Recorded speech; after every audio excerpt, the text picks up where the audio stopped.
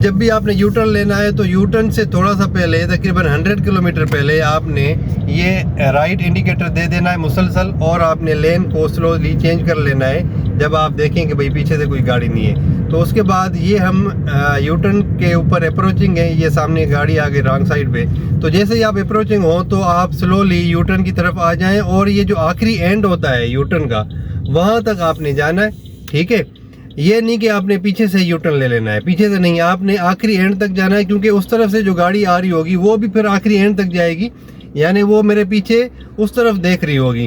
तो इससे फ़ायदा ये होगा कि जो सामने से ट्रैफिक आ रही है वो मुझे क्लियरली दिखाई देगी, और जब मैं देखूंगा कि भाई मेरा व्यू क्लियर हो गया है तो फिर मैं क्या करूंगा, यू टर्न ले लूंगा। ठीक है, इसी तरह जो मेरे पिछली तरफ गाड़ी खड़ी होगी वो भी सामने देख रही होगी, ठीक है, यानी मेरे अपोजिट साइड पे देख रही होगी, और उसको यानी इस तरफ जाना होगा।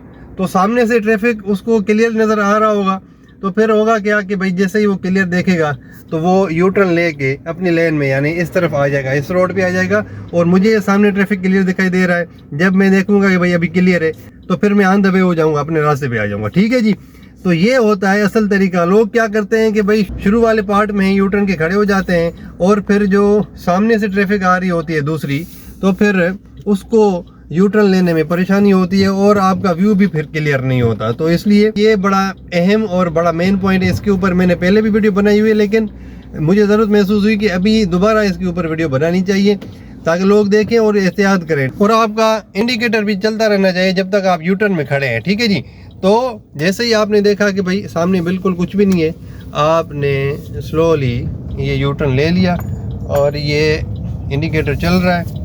आप जब इसको मोड़ेंगे तो ये ऑटोमेटिकली इंडिकेटर बंद हो जाएगा और आप अपनी फर्स्ट लेन में चलते रहेंगे, यानी आपने सक्सेसफुली यू टर्न ले लिया।